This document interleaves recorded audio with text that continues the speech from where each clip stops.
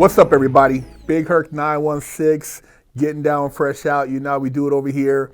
Got a special guest with me here today, Brian, and this man, he's got an amazing story, and we're gonna get right into it. So, Brian, man, let's jump right into it, man.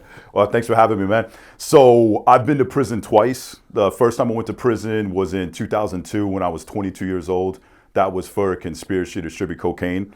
And then I also went to prison when I was 39. That was for 109 pounds of marijuana. So I've done both federal time for cocaine close to the border in Texas, and then I've also done state time in New Jersey. So that really gave me a lot of insight as far as how different prisons can be. I mean, not just with the politics, but you know, in the feds, the inmates ran the prison, and you weren't really concerned with the guards.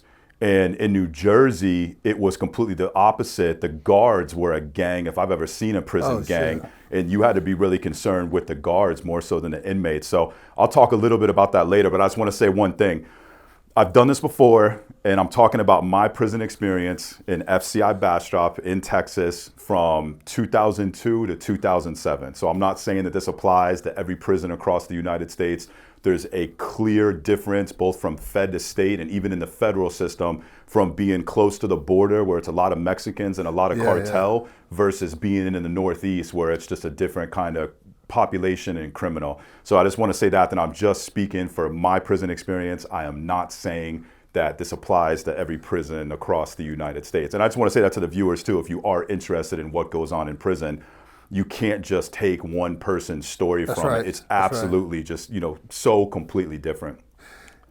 Being, you know, before we deviate from that, being in that prison, like so close to the border and dealing with a lot of people from like the cartel and from Mexico, what was that like and what type of crazy cases did you hear about? Because I know a friend of mine, he did time at like he's from Mexico, and so he spoke fluent Spanish, and he talked to a lot of guys who were in Safford from Mexico, and some of these guys' cases, you know, you see this guy, nondescript Hispanic guy, and you like, you know, and then he got cool with him, and then come to find out this guy was moving tons of cocaine and was a part of a cartel. I mean, what are some of the crazy, you know, stories that you heard or came across while you were there? Oh my God, where do I even begin? So yeah, being in Texas that close to the border, there were a lot of just big time drug dealers.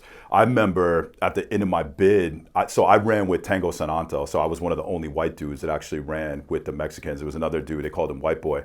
But right at I'll get to that, but that was related to what happened when I first got there, because my ex's father, he was Paisa. He was a cartel dude from Mexico. And so when I got there, the white dudes really didn't know what to make of me. And in that particular prison, there wasn't a lot of whites. There really wasn't a gang. They stuck together as, you know what I mean, sort of a racial group, but they weren't organized. They really didn't come up to you and, you know, give you commissary right when you got there, give you, you know, shower, things like that. They really didn't do that. So I first got there at 9:30 at night.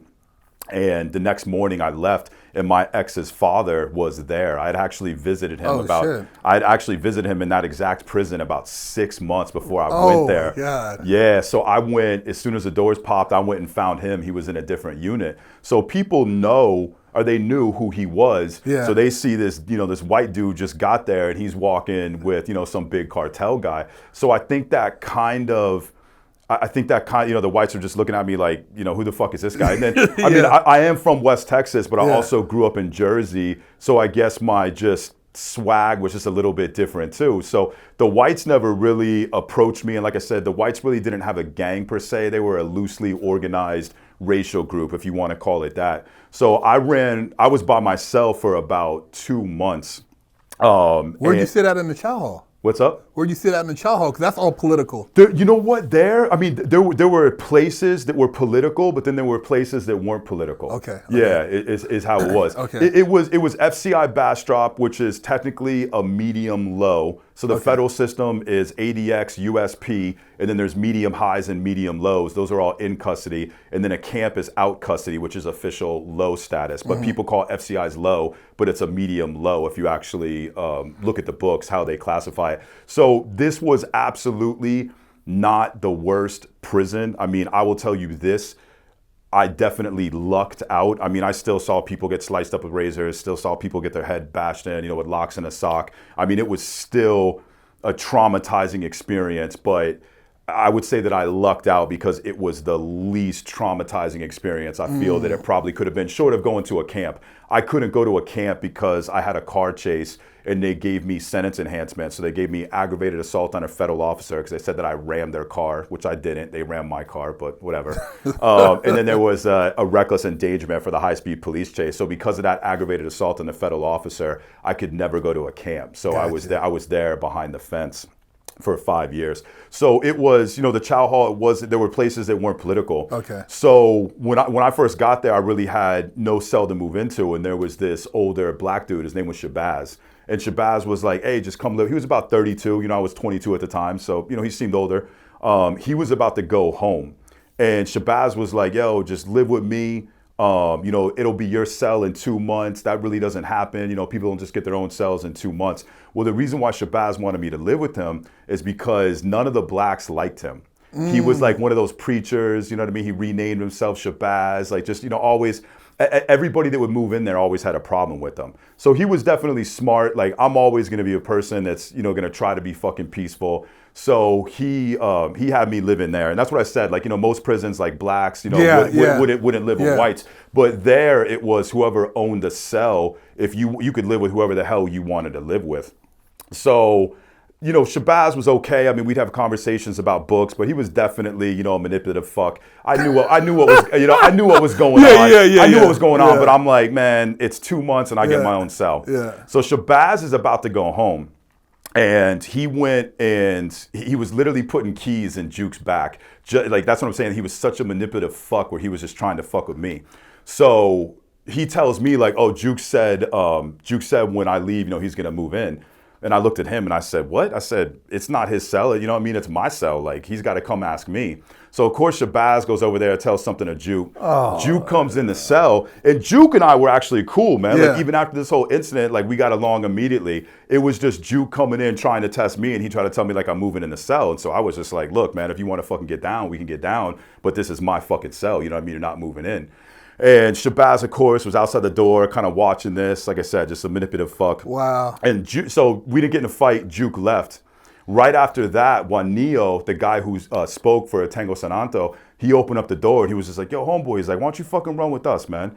And I said, I didn't know I could, man. You know what I mean? Like, I'm white. But I mean, I was always hanging out with the Mexicans from San Antonio. He was just like, man, don't worry about it. And so he goes over there, opens up the cell door to where Juke was at. He was like, yo, homeboy, he runs with us, man. And just walked away. And I'll never forget the look on Shabazz's face. He was just like, God damn it. Because he knew, like, he was going home in 2 fucking days. And San Antonio was the biggest fucking group right there. There wasn't a motherfucking thing he could say. He couldn't even say anything to me, you know what I mean, when he came in the cell afterwards. Because if I would have went there and said, yo, Juanillo, he's fucking tripping, it would have been game time. And he wanted to go home. So after that, it was, it's not that the experience was that much different, but it was definitely a lot easier per se. People just didn't fuck with you. The Mexicans ran the prison there in Tango Sananto. Like, that was the biggest group at that particular time. And tangos are different than gangs. You know what I mean? Like, gangs, there's a hierarchy, there's a leader. If they tell you to do something, you have to do it. Tangos, like, we all voted for who we wanted to speak for us. And if we thought someone wasn't doing a good job, you could vote those people down. So it was more of a democracy. Wow, very organized. Yeah. Oh, dude, wow. That is one thing about Mexicans, especially in federal prison with that caliber of inmate. They were very, very organized. And I mean, you could, if you went out and let's say you were on the handball court and you got in a fight with someone, and that dude owed somebody from the Mexican mafia $1,000, they're gonna come to you and be like, yo, you got that dude fucking shipped off now you owe the $1,000. So and of course it didn't happen all the times, but if you had an incident with someone, you had to go to your people first, tell them what it was. Whoever spoke for you or whoever the leader was for you, they would then go and speak to their people, and they would make a decision about who was really in the wrong. And so if someone else was in the wrong, their own people would give them a discipline. And so it was very political. And it did a lot to really curb, you know what I mean, a lot of the violence and keep things under check. Because it's like, you know, if you came up and you wronged me, rather than you and I getting into a fight, both of us going to the shoe, I'm going to go tell my people, they're going to talk to your people, and they're going to be like, yo, you know what I mean? Like, very diplomatic. Yeah, hurt fucked up. And that was definitely something that was all about the way that the Mexicans had that prison organized. So, you know, I definitely liked it. I would, if I had to go back, like if I was in a comparison between New Jersey and New Jersey State Prison and federal prison in Texas, I would take that all day long. Even though New Jersey State Prison had no politics, it was just a wild fucking shit show, like no organization. And the thing of it too is, I mean, part of it was, I guess, because it was state, but the other part of it was it's just like a lower level of criminal. You understand what I'm saying? Like in Texas, it was cartel dudes. There was one dude there. He had I believe it was an NHRA professional drag team, and his race car was in the DEA museum. Yeah, what, they took his race car? Oh yeah, they have a DEA museum in Texas where a lot of the things that they confiscate, they put on display. So he had a big rig, he had a drag car. They took all that shit? That's what I'm saying. So I mean, you're talking about millions of dollars into a race team. Yeah, big money. So that's the level of inmate that was there. I remember Big Pops, he had a gambling book in there. And my cellie actually would tally the book for him. There was $240,000 in that book. In the yard? In prison. Literally, guys coming up doing $10,000 bets on games, $5,000 bets on games, $20,000. In prison? In prison. Yep. And if they won or anything like that, Pops had money. He had a bail bonds company in San Antonio. He tried to murder the fucking IRS agent that was investigating him. Yeah, gangster, huh? Yeah, he was this old fucking white dude, man. Just like as gangster as they fucking come, man. Try to murder the IRS agent that was investigating Still running shit from in there. You know what? He was running his businesses, but he was one of those people, like he was from San Antonio. He was very close to all of the Mexicans that ran with San Antonio, but he was by himself. Okay. But at the end of my bid, it almost caused a fucking riot. So I'm sitting here thinking, so I got the residential drug abuse treatment program, so I got a year off my sentence. You got to make it through that entire 9 months in order to get that year off your sentence. And so it was probably about a month before the program was over and I was about to go home. And I'm walking early in the morning with my homeboy, Tony. And we look ahead and we see this dude, Jack, getting jumped by 3 Mexican mafia dudes. And there's a whole bunch of people standing around him. We then look over to the corner of our eyes and we see our homeboy, Casper, getting jumped by 2 Mexican mafia dudes. So we're just instantly about to, you know, spring into fucking flight to go help Casper. We didn't even know it, but there was 30 Mexican mafia dudes right there, like watching both of the hits go down. So if we would have ran to help fucking Casper, it would have been on. There would have been 30 dudes on us. So we were literally like, I remember taking the first step to go run over there. And then all of a sudden these guards just came and swarmed around where Casper was, you know what I mean, and broke it up. But we knew something was up. So we run over to our unit. We go and we go find the dude who was speaking for us in our unit. We said, yo, something's just going on. They just fucking jumped Casper. They just jumped fucking Jack too. It was all Mexican mafia dudes. So he was just like, yo, get everyone. So we went all through the unit, got everybody who fucking ran with San Antonio, went to the next unit, went to the next unit, went to the next unit, and then went to the fucking yard. And the Mexican mafia, anytime something like that happened, they would always gather around the volleyball court because they had shanks like buried in the fucking sand. And it's crazy because when that happens on the federal level, the guards just know that they can't do anything. And it's just like they open up the fucking gates. All the guards went into like safety positions. They didn't have towers. They had trucks around back. And so they all get out on the trucks, whip out the fucking cameras, and they're going to start recording it. So before it went down, the dudes who spoke for San Antonio, the dudes who spoke for the Mexican mafia went and fucking talked. And the Mexican mafia dudes were like, yo, this is not our fault. We went and asked Big Rudy, you know what I mean, if it was okay to fucking put the hit on Casper. Because what had happened is Casper and Jack, they were running the whole gambling operation for Big Pops. And the Mexican mafia wanted to tax it. So they went and they told Big Pops, yo, we're fucking taxing this. And Big Pops was just just didn't give a fuck and just said, go fuck yourself. Yeah, so they were just like, all right, cool. So they went and asked Rudy, and Rudy gave them the okay. So when San Antonio found out about that, they said, you know what, that's fucking Rudy's bad. Because Rudy was kind of in this position where he didn't really speak for us anymore. But the Mexican mafia didn't know that, so that's why they went to him. So he really fucked up because he didn't even speak for San Antonio, but yet he okayed the hit on Casper. So they told the Mexican mafia, we did not fucking okay that. You know what I mean? You got to tell SIS that Casper is good to come out of the fucking hole. That there's no fucking hit on him. Like that was the number one demand. And then they went back there and they fucking beat the living shit out of Rudy inside the cell, like San Antonio's. Oh wow. Yeah, to fucking discipline him. Wow. But yeah, that's the only reason why that didn't happen. But I remember thinking like, God damn, man, like this helped me out my whole bid. And here I am about to get a year off my sentence. Man. And it's just gonna get all flushed down the toilet because of that. Yeah, the politics is crazy, man, in prison, especially when it comes to gambling. I mean, at every spot I've been to, like those gambling tables, there's so much money involved, and like the people running them, you got to have some heavy hitters in there with you to make sure, you said, you don't have that, taxation or whatever, and that's usually because there's always money around the table. Yep.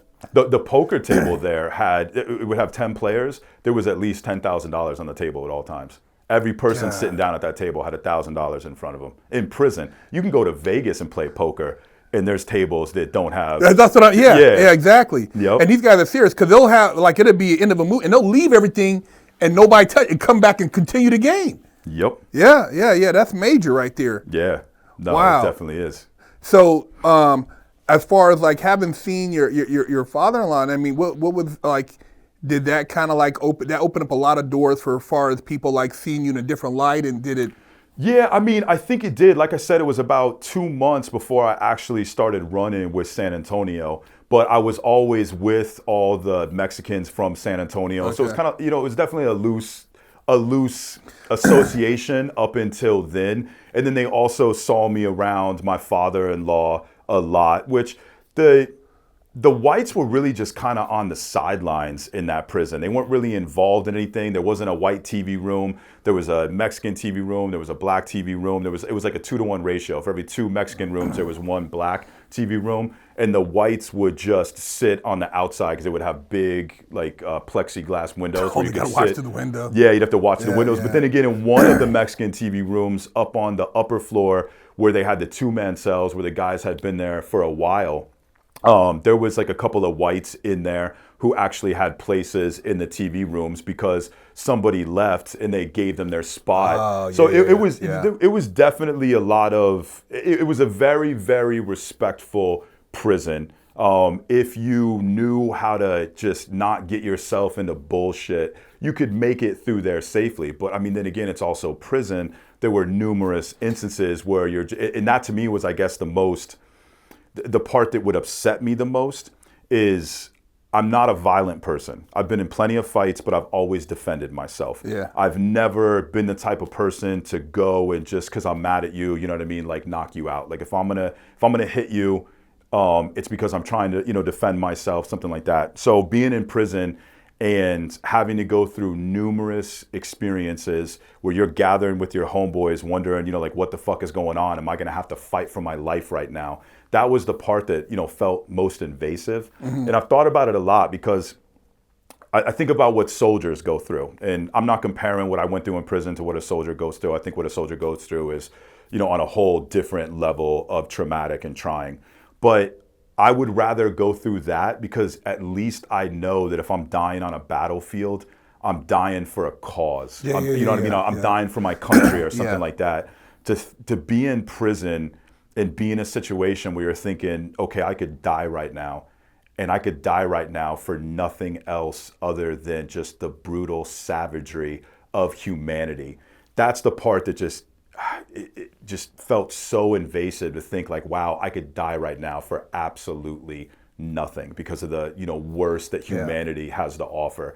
So that's the part where I think that if you ever want to see any real progress with the prison system, if you want to see people not come out worse than when they went in, that's the thing that has to be acknowledged. And that's the thing, the social aspect that has to be corrected.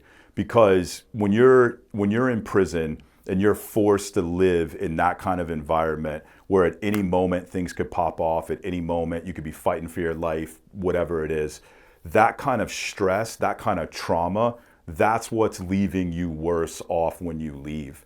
And inmates aren't given any kind of programs once they leave to acknowledge the trauma that they've been through. If anything, people say, tough cookies, get over it, you deserved it, you're a piece of shit, you broke the law, you deserve to have this continuing trauma, which, you know what I mean, maybe from a point of retribution, I don't know, maybe some people do deserve that. I don't personally believe that. But even if that is the case for some inmates, there's a lot of inmates in there who don't deserve that from a retributive standpoint, and yet they're still dealing with that trauma upon their release. And you can see it. The prefrontal cortex is supposed to be connected to the amygdala. The amygdala is where you process emotion. So any kind of stimulus comes in, first goes through your emotional brain, the amygdala, and then it's fed into the prefrontal cortex, and that's where consciousness is. And so you're supposed to have that connection so that you can process your emotions and be a rational individual. But what happens in traumatic experiences, war, prison, is that connection between the amygdala and the prefrontal cortex gets cut off. And I would love to see criminological research done because you can do MRI scans to see if that connection is still there. Yeah. I would love to see criminological research be done to see how many people leaving prison have post-traumatic stress disorder, to where that connection between their amygdala and their prefrontal cortex isn't there. That's an interesting concept, because I just did a video about that, about one of the most depressing things about prison.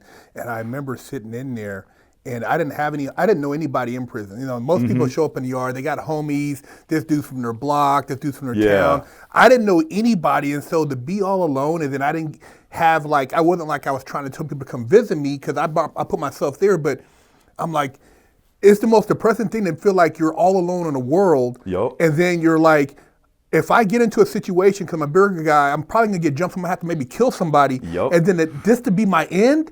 And I see guys that were comfortable, and prison to me, I never sat comfortable. I always felt like I didn't belong. And then you start talking to people like, man, these dudes is crazy. Like, this is not my crowd. Even though I'm in here, yep. I did something wrong. I paid my retribution, but it's like, for this to be the last hurrah, that was my scariest thing. I didn't want that to be the end, And to think you would die for nothing. Oh. If you died in prison, there's no just cause. What did you die for? Yeah. Because somebody wanted to take your commissary? Yeah. Because someone disrespected you and you had to engage with them? Because if you didn't engage with them, then other people would think you were weak, and then it would just cause more drama? That's the part. Yeah, that was horrible, bro. That was the depressing when I used to lay down. I'm like, please, God, just let me make it through here without having to hurt nobody. Yeah. I wasn't looking for the rep, because for me, I'm like, I want to get back out. Yeah, but some guys, they didn't have none. They're like, they don't care. They didn't have. You talk to them, you're like, God, that guy's life is miserable. He was actually cool in there. Yeah. It was a cool break for him. He's like, he wasn't even tripping off it. But for me, every day, I'm like, dude, this is a horrible place. Yeah. So yeah, the mentality is definitely, it's a trip when you start talking to people and you start breaking down just how people perceive prison from their reality. Like you said, your reality compared to the next guy's reality compared to my reality. And some people, they don't like how you just explain that. Most people getting out of prison, they don't even they just, I did the time, and they're right back, just hanging out, and they never really even process any of what they've experienced, because maybe their life has been full of trauma. And that's just a part of the continuing cycle.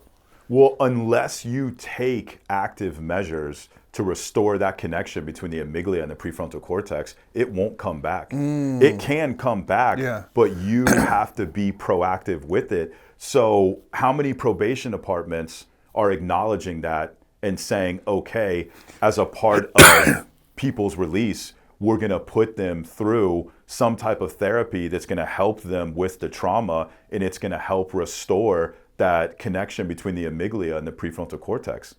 I would bet you that 99% of probation and parole offices across the United States don't even know that and don't acknowledge it and aren't giving. And look, I get it. I'm not trying to say that people don't necessarily deserve punishment, although I think the argument can be made that a truly civil and just society doesn't punish for retribution. They punish for things like incapacitation, things of that nature. So the people that are just focusing on the retribution, you have to ask the question, is retribution so valuable that we should continue to pursue it even if it's contributing to recidivism? So ultimately, what is the goal of the criminal justice system? Is it to punish people, or is it to actually stop crime? And a lot of the criminological research says that a lot of the measures that are done in the name of retribution contribute to recidivism. Yeah. Well, it's the whole dehumanizing experience. I mean, when you compare prisons in like Norway, Denmark, and how, it's like you see like how they're treating you. And I just got to talking to Owen. He was saying in Australia they would bring around the different things of the cereal. You pick your cereal out, give you a loaf of bread. Yep. You were like, wow. So you're not becoming a savage like in Lompoc USP. Dude, you had to be a savage. Of course. There's dudes in there like nobody ever paroles from there. Yeah. You've never heard of nobody. And some dudes, you go out and this guy's looking down at you every day. And you're like, God, man, how do I avoid this dude? Because maybe he's mad at you just because his he's got 30 years. Yep. So you talk about a mentality you have to take on to survive among lions and wolves, but you don't want to take it on to the point where you can never get back to your humane side. Like I didn't want to lose myself in there to where I got out and I'd become an animal. And so it was almost a trip when I went from Lompoc to Sheridan, and I got there and they had wood desk. There was like people, they were playing music and they had like a little concert on the, I said, this is like a college campus, but I'm locked up. Yep. So like mentally, I felt like, wow, man, I didn't have to like go around and be aggressive. Like, or feel like I'm on like a defense mechanism all the time because people are more friendly. It's not like that, tension where everybody, you never know a kickoff in a gym or the kickoff on the yard. Yep. So like you're right, man. It's like you gotta, if you want to rehabilitate here, there has to be some investment in somehow not focusing more on the dehumanization, but more or less on making a person feel like they could be a contributor and giving them value, and they can, in turn, take that back to their communities, and it'll reverse a cycle. Where here you get out, big homie was a G in there, now he's passing it on to the other kids, and it just perpetuates that, those feed right back into the system, which our system is based on